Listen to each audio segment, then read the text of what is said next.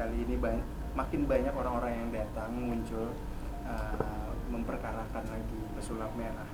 Nah, menurut Mas Denny sendiri, ini efek normal nggak sih dengan dari apa yang dilakukan pesulap merah? Atau orang-orang yang baru muncul belakangan ini itu sebenarnya pansos? Saya akan menjawab ini dengan satu paparan yang kalau saya kira akan mencakup semuanya ya. Jadi pesulap merah sudah melakukan ini sejak 3 tahun yang lalu. Tapi terus kemudian menjadi mencuat sejak kasusnya bersama dengan Gus Samsudin Jadab itu muncul. Dan karena kasus itu berkepanjangan, akhirnya banyak orang yang terus kemudian mencoba menggali konten-konten yang sebelumnya yang sebenarnya sudah ada dan nggak pernah ada masalah. Saat konten itu digali dan dipertontonkan kembali, disinilah letak orang-orang ini tadi bermasalah. Ada banyak orang yang merasa tidak terima, terus kemudian melaporkan, dan juga ada beberapa orang yang mencoba mengklarifikasi, dan saat ditanya sesuatu, pesulap merah ini menjelaskan selalu dengan dia itu yang saya lihat, ini kalau menurut saya loh. Jadi dia bilang seperti itu. Dan orang akhirnya ada yang setuju, tidak setuju, tapi banyak juga yang terus kemudian mereka ini merasa sakit hati. Kalau saya kira di sini, sakit hati atau tidak, yaitu hak mereka. Tapi saat mereka itu menonton, apakah mereka menonton langsung atau diberitahukan oleh orang lain? Apakah perasaannya itu pure dari hatinya atau dikomporin sama orang lain? Itu yang saya juga tidak bisa mengatakan. Tapi saat apa yang terus kemudian disampaikan, misalkan ada satu komunitas budaya yang mempermasalahkan perkataan pesulap merah, saat saya mendengarkan apa yang dikatakan oleh pesulap merah, saya pikir itu bukan termasuk penghinaan kok, itu biasa saja seperti itu. Dan ini terus kemudian jadi besar karena ya semua orang ini merasa bahwa apa yang dilakukan ini menghina. Nah, sebelum itu sebaiknya sih kita tarik dulu kesimpulan atau kita sepakati dulu penghinaan itu sebenarnya seperti apa dan bagaimana sih, konteksnya dulu. Nah, kalau dari situ sudah disepakati, maka baru hal tersebut tadi dilakukan. Nah, kalau tadi dikatakan bahwa apakah ini adalah sesuatu yang wajar, ini belum pernah terjadi sebelumnya. Dan siapa sih yang berani mencoba untuk mengorek fenomena perdukunan palsu yang menggunakan trik sulap sebagai demonstrasi kesaktiannya? Itu belum pernah ada. Dan saya pikir ini satu hal yang positif dan bagus. Dengan substansi yang tidak jelas dari para penuntutnya ini bisa dikatakan juga berarti pansos. Sebentar, satu-satu dulu. Substansi tidak jelas ini kan karena konteksnya belum ditentukan. Sedangkan semuanya mempergunakan hampir semua sama ini pasal ITE. ITE ini kan karet sekali, jadi melingkupinya apa saja itu bisa, positif begitu. Tapi kalau ternyata itu diguna-gunakan juga untuk menjerat orang dengan cara apapun, itu juga bisa. Nah, ini tergantung siapa pemakainya. Nah, itu satu hal. Kedua, apakah mereka pansos atau tidak? Saya tidak berani mengatakan karena harus nanya ke personnya. Tapi kalau menduga, kalau saya pikir di sini kita nggak bisa sama ratakan ya. Mungkin lebih ke sakit hati kalau saya. Profesinya atau ladang mencari uangnya diganggu. Betul. Kalau yang pansos ya kayak saya yang ngebahas kasusnya pesulap merah ini, padahal nggak ada yang ngeributin saya seperti itu. Dan pansos saya pikir sesuatu yang wajar. Nah, Mas Dan, salah satunya nih ada Mbak Rara Pawang Hujan yang merasa profesinya juga tercemarkan oleh pesulap merah. Nah, untuk kasus Mbak Rara sendiri, menurut Mas Dan, Mbak Rara ini pansos atau ada yang menunggangi? Oke, yang pertama saya pikir Mbak Rara nggak pansos lah ya, karena kalau mau pansos harus sesuatu yang lebih viral lagi, karena dia sudah cukup viral di WSDC kemarin itu, betul ya, WSDC ya. Sehingga kalau saya pikir Mbak Rara di sini itu ingin melakukan apa ya, dia mungkin merasa tersinggung saat dia merasa bahwa pesulap merah ini menyinggung dia. Pesulap merah tidak pernah menyebutkan nama, tapi beliau ini merasa siapa lagi pawang hujan yang viral menggunakan singing bowl gitu. Dan apa yang dilakukan oleh Mbak Rara ini ya saya setuju. Untuk kalau dia merasa tersinggung, ya laporkan saja dengan memperingatkan terlebih dahulu.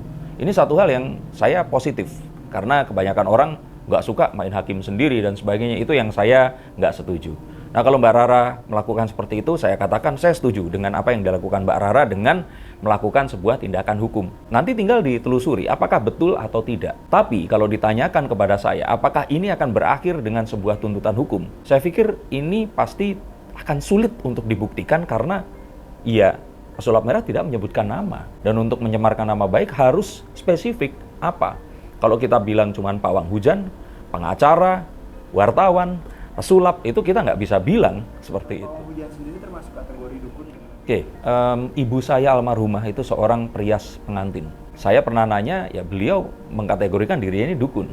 Dukun itu kan ada orang yang bilang dukun itu singkatan duduk dan tekun seperti itu. Tapi ada juga yang mengatakan ini sebenarnya dari bahasa Parsi yang terus kemudian diserap, kalau tidak salah jadi bahasa Timur Tengah, jadi dukan, yang artinya orang yang memang memiliki satu pengetahuan tentang sesuatu yang misteri atau gaib. Nah, tapi kembali lagi di sini, dukun sendiri sebenarnya kalau saya melihat adalah seseorang yang memiliki kemampuan, skill, dan melibatkan sesuatu yang spiritual. Itu. Merias pengantin itu butuh spiritual. Membuat keris itu butuh spiritual. Mengarang sebuah koreografi tarian itu spiritual. Jadi kalau menurut saya sih, ya dukun itu ada di mana-mana. Bahkan kalau boleh dibilang pesulap pun itu sebenarnya dukun. Tapi yang dipermasalahkan oleh pesulap merah bukan kedukunannya. Tapi dukun yang menggunakan alat sulap, terus mengaku sakti dengan trik sulapnya itu tadi. Iya, kalau boleh dibilang seperti itu. Kalau menipu atau tidak, kan kembali lagi ke orang itu tadi. Ditanya pansos atau bukan, ya kita harus nanya ke orangnya. Kita nggak bisa judgement, oh kamu pansos atau tidak, tanpa ada bukti. Mas, dikatakan pawang hujan itu lebih mudah dan terkutip menipu. Karena tidak ada bukti, lalu keberhasilannya 50-50. Apa ini yang kemudian membuat Mbak Rara insecure terhadap pawang pesulap merah? Nah itu kembali lagi, itu dua hal. Wartawan kalau nanya itu dua hal langsung dikaitkan, padahal belum tentu itu berkaitan. Saya menjawab dulu tentang apakah pawang hujan itu dukun. Kalau menurut saya kembali, ya itu dukun. Pesulap pun itu dukun. Gitu. Tapi dukun kan mengalami sebuah penyempitan makna di Indonesia sebagai seseorang yang memiliki kesaktian dan konon bisa menyembuhkan orang lain. Begitu. Itu permasalahannya. Nah, di kata-kata menyembuhkan orang lain atau solving problems-nya ini tadi yang terus kemudian jadi perkara di sini. Saat orang mengaku sebagai pawang hujan, sebenarnya sah-sah saja. Tapi saat orang ini mengaku bahwa dia akan bisa mengendalikan hujan, nah itu lain cerita. Itu menurut saya. Tapi kan kembali lagi, mengendalikan hujan itu harus dibatasi dulu, mengendalikan ini konteksnya apa. Nah kembali lagi, artinya kita nggak usah ngomongin ITE, kita ngomongin dari intention atau tujuannya dulu. Kalau tujuannya positif, saya pikir apapun profesinya, itu akan tetap positif. Kalau niatnya itu buruk, mohon maaf, oknum polisi pun itu bisa menangkap seseorang dan terus kemudian memeras mereka, oknum polisi. Jadi kalau menurut saya, semua profesi, wartawan pun juga bisa memfitnah orang lain. Jadi kembali lagi di sini, kita nggak bisa ngomong seperti itu. Saya kenal pribadi dengan pesulap merah. Saya kenal pribadi dengan Mbak Rara. Keduanya orang yang baik. Bahkan kalau boleh dibilang, seandainya ada tuduhan pesulap merah ini menuduh orang lain atau memfitnah atau apapun itu, saya pikir selama saya kenal, saya mengira tidak akan ada intention seperti itu. Kalaupun ternyata Mbak Rara ini disebut pun sebagai ada orang ya misalkan bilang penipu, kok penipu orangnya sebaik itu, dan saya kenal baik dengan beliau dan beliau juga nggak berniat melakukan hal yang disangkakan itu tadi.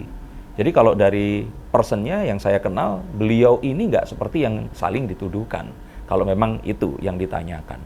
Tapi ya kembali lagi di sini, saat Mbak Rara ini sebagai pawang hujan, ya saya pikir apa yang dilakukan beliau ini melestarikan kebudayaan Nusantara dan melakukan apa yang kalau saya pikir orang dahulu itu mencoba untuk lakukan. Apakah selalu berhasil? Kalau menurut saya enggak, karena ini adalah satu hal yang memang ya sama kayak tadi, seorang dukun pernikahan. Saat menikahkan seseorang, apakah ada jaminan orang itu nggak akan cerai atau apa? Jadi kalau menurut saya nggak jadi masalah. Akan jadi masalah jika ternyata ada satu klaim. Nah, jadi kalau di luar masalah pawang hujan, misalkan ada dukun yang datang terus kemudian sini aku sembuhkan, sepulang dari sini kamu akan sembuh. Nah, itulah yang akan jadi persoalan. Disclaimer di awal begitu ya, nah ini jadi masalahnya. Klaim itu tidak harus diucapkan, tapi saat orang-orang datang dan dia merasa bahwa itu akan solve dengan konsultasi ini, nah itu yang saya kira ya. Datang ke dokter aja, dokter nggak pernah bilang akan pasti sembuh gitu. Jadi ya, artinya profesi dukun ini yang lebih general dukun mas, akan tidak jadi masalah ketika pasiennya itu punya sugesti kuat terhadap si dukun. Artinya dia percaya dengan sepenuh hati kalau dia datang sana akan sembuh. Oke, sebelum kita ngobrol tentang itu, kembali lagi. Hubungan antara pasien dan orang yang memberikan jasa, ini adalah sesuatu yang sifatnya itu tertutup dan personal. Jadi kalau seandainya ada satu orang merasa orang ini tadi bisa menyembuhkan, dia datang menghubungi, terus kemudian rela membayar sejumlah uang, permasalahannya akan selesai di situ. Orang lain tidak akan bisa mempermasalahkan hal itu tadi. Jadi kembali di sini adalah ya bebas, terserah mau percaya atau tidak. Nah, karena itulah pesulap merah hadir di sini untuk memberikan edukasi dengan pemikirannya dia. Jangan gampang percaya dengan orang-orang yang mengaku seperti itu. Ingat, gampang percaya. Dia nggak langsung bilang kalau itu adalah penipuan, bohong, dan sebagainya. Mas Dian, kalau untuk pawang hujan sendiri bisa dibuktikan nggak sih? Nah, itu tadi. Saya katakan bahwa kalau ditanyakan kepada saya tidak percaya ada pawang hujan yang bisa membuktikan 100%. Atau bahkan 50% sekalipun bahwa ini akan berhasil atau tidak. Semuanya itu tetap usaha. Dan ya dalam semua hal itu kan ada usaha dan pengharapannya ya, doanya. Kalau saya pikir pawang hujan ini doanya itu harus lebih dari 50%. Jadi nggak, kalau saya pribadi, ya saya pun pernah mengatakan ini juga sama Mbak Rara bahwa saya nggak percaya kalau pawang hujan itu bisa mengendalikan. Dia hanya bisa memohon. Mungkin saja dia merasa doanya bisa lebih didengar, itu saja sih. Mas Dian, terkait Mbak Rara dan sulap merah, Mas Dian kenal kedua sosok ini dengan baik. Mas ini berada di sisi yang mana sih? Saya pribadi Iya. saat ini, Iya. kalau ditanya bukan dalam permasalahannya ya, tapi kalau ditanya dalam apa yang dilakukan, tapi bukan apa yang saling mereka lakukan ya, saya ada di sisinya pesulap merah. Karena saya sebagai pesulap itu sebenarnya tidak percaya dengan hal-hal yang kegaiban tapi dilakukannya secara generik gitu loh. Saya bilang generik itu kayaknya nggak segampang itu deh. Orang dibacok kebal. Kalau iya, kenapa kita dijajah 350 tahun plus bonus 10 tahun lagi, 10% lagi, itu 3,5 tahun gitu. Walaupun 390 tahunnya ini dipertanyakan ya, tapi itu satu hal itu. Kedua, itu tadi, kalau seandainya memang ada orang bisa mengendalikan hujan secara tepat, kemarin Jakarta nggak kebanjiran seperti ini, betul kan? Bahkan kemarin ada satu komen yang lucu di situ. Dia mengatakan bahwa, oke deh, saya nggak setuju juga dengan apa yang dilakukan pesulap merah. Tapi di sini saya ingin mensomasi seluruh pawang hujan yang ada di Jakarta, yang diam saja saat Jakarta kebanjiran dan banyak orang yang meninggal dunia, kehilangan harta bendanya, dan terjadi kerusakan di mana-mana. Nah, boleh nggak saya lakukan penuntutan itu tadi? Karena mereka mengaku bisa, konon ya katanya, diduga bisa memindahkan awan seperti itu. Nah, kalau begini kan jadi semua orang menuntut, nanti polisi akhirnya mengurusi kasus seperti ini dan nggak ngurusin kasus yang kemarin ini 10 orang narapidana koruptor ini dibebaskan loh. Ya. Orang itu nggak tahu, nggak sadar tentang itu dan ngeributin masalah pesulap merah lah, Mbak Rara lah, Jindan lah, dan pengacara dukun gitu loh. Jadi kalau menurut saya, yuk kita sikapi ini dengan satu nilai yang positif. Toh juga sama-sama akhirnya semuanya ini kan kebagian spotlight-nya. Kita berkarya aja lah. Mas Dian sempat mencoba menjembatani nggak sih antara Mbak Rara dan pesulap merah? Waktu pesulap merah dan Gus Samsudin, saya 4 kali, ini kalau Gus nonton nih, saya WA, saya telepon, nggak diangkat. Terakhir asistennya saya bilang, saya sudah di Malang nih, saya mau lewat Blitar, saya mau pulang kampung ke Tulungagung. Dia bilang katanya, Gus sedang di gua. Setelah saya pulang, ya sudah, saya nggak pernah ketemu lagi. Terakhir kan kita ini, yang saya di Bali gitu, itu di runutan saya jalan-jalan ke Jawa Timur tuh waktu itu. Nah, beliau menghindari. Akhirnya saya datangnya ya waktu itu ke Mas Limbat, ke Master Limbat.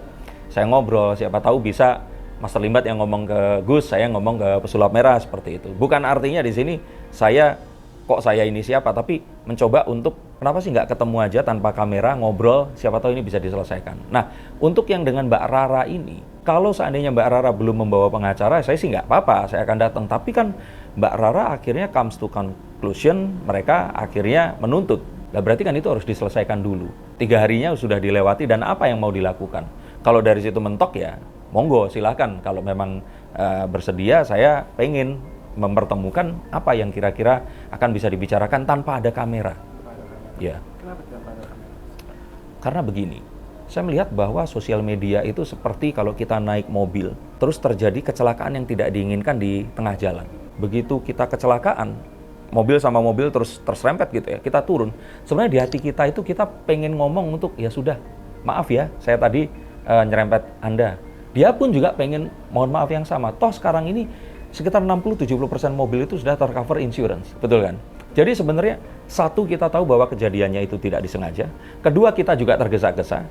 Ketiga, ini cuma materi yang bisa diselesaikan dengan materi juga. dan kita ingin menyelesaikan. Tapi begitu kita keluar, ada banyak orang yang berhenti. Kita kan akhirnya harus mempertahankan diri kita biar nggak malu. Akhirnya kita akan, kan lu yang salah tadi. Enggak, lu yang salah. Nggak bisa lu yang salah. Terus, karena penontonnya ada di situ. Jadi seperti petinju akhirnya. Karena ada penonton. Penontonnya kita ilangin deh. Yuk kita ngobrol, kita duduk. Apa yang bisa kita ambil di sini? Dan kita mendingan tirulah orang-orang yang memang kayak uya-kuya gitu, yang mengolah konflik menjadi settingan, menguntungkan untuk semuanya. Halo King. Mas Dian, ini pesulap merah agaknya menanggapi serius permasalahan dengan Mbak Rara karena infonya sampai menggandeng Hotman Paris. Nah, menurut Mas Dian sendiri, apa ini karena Mbak Rara terlihat serius dan karena Mbak Rara berada di lingkungan pemerintah sehingga pesulap merah menanggapi ini serius atau seperti apa? Saya kira ya ini mungkin seperti menari aja ya. Kalau yang mengajak nari pertama kan Mbak Rara nih. Nah, pesulap merah itu sepertinya mengikuti tariannya saja. Kalau menggandeng Bang Hotman kayaknya bukannya dengan Mas Sunan Kalijaga ya? Sunan Kalijaga, tapi ini infonya juga ke Hotman Paris juga. Kalau yang saya kira kemarin karena acaranya Dr. Richard Lee kemarin bareng sama Bang Hotman, terus akhirnya ketemu seperti itu. Sebelum ada pernyataan dari Bang Hotman, saya sih nggak langsung percaya ya dengan itu. Tapi kalau dianggap apakah dia serius atau tidak, nah di sini loh letaknya yang, kalau saya pikir dia pun itu sudah cukup pintar dan tahu bahwa laporan yang dilayangkan oleh Mbak Rara ini nggak akan membawa dia kemana-mana, karena belum terbuktikan dalam satu ranah hukum ya di situ. Jadi kalau saya pikir dia nggak perlu melakukan itu juga nggak apa-apa sih kalau menurut saya. Nggak perlu juga mengambil aksi dengan menggandeng pengacara begitu. Iya, tapi kan dia menggandeng pengacara ini untuk menunjukkan saja bahwa nih loh, saya menanggapi ini dengan serius. Saya kira ini bahasa media saja sih. Oke, terakhir, kalau menurut Mas Dian itu bagaimana sih cara mengedukasi yang benar sehingga tidak ada satupun profesi yang tersinggung? Kita ngomongin agama aja deh. Memang dalam satu agama yang, kita ngomongin nggak usah agama yang berbeda. Kan kita kenal ada agama yang, kita bilangnya agama samawi ya, menganggap Tuhan itu cuma satu. Itu cuma ada 3, Kristen, Islam, dan Yahudi. Terus ada kemudian agama yang berdasarkan kepada budaya dan satu kitab yang di situ ada cerita tentang dewa dan sebagainya. Nah, itu agama yang lainnya. Saat kita diminta untuk menanggapi agama yang lain, bagaimana mungkin kita tidak mungkin menjelekkan agama itu tanpa mengangkat agama kita gitu. Nah, kalau menurut saya memang ini harusnya dilakukan di sebuah lingkungan yang tertutup, kalangan sendiri, seperti itu. Tapi untuk menuju dibawa ke sana, mungkin harus disaring sedikit demi sedikit. Apa yang dilakukan pesulap merah ini saya pikir sudah tepat, sudah bagus, cuman memang dia harusnya disertai dengan misalkan, yaitu tadi, ada penasihat hukum yang bisa memberikan advice terhadap kalimat dan kata yang harusnya dipilih. Kedua, manajer yang akan bisa mengarahkan kira-kira ini akan harus dikemas seperti apa, karena YouTube itu adalah ruang publik. Ketiga, ya orang marketing atau seseorang yang merupakan business development yang agar bisa sesuatu yang sifatnya itu vulgar dan belatan, jelas, itu jangan dimunculkan di publik. Misalkan dengan membuat satu grup. Nah, kalau di grup itu dia mengatakan seperti itu, saat hal tersebut keluar grup, itu bukan tanggung jawab dia. Nah, tapi saat semuanya ini belum tersaring, terus kemudian diberitahukan seperti ini, saya tahu maksudnya pesulap merah ini baik. Tapi orang yang tidak suka akan bisa mereframe, memelintir, dan mengadukan itu ke orang lain sehingga terjadi hal-hal yang seperti ini. Sangat rawan terjadi. Gitu. Jadi saran dari saya, next-nya kalau mau melakukan, sebaiknya mungkin dibuat kategori edukasi yang ringan, moderat, sama yang progresif lah, yang agresif gitu. Nah, yang agresif dan menengah ini sebaiknya dalam sebuah lingkungan sendiri. Saya kira begitu.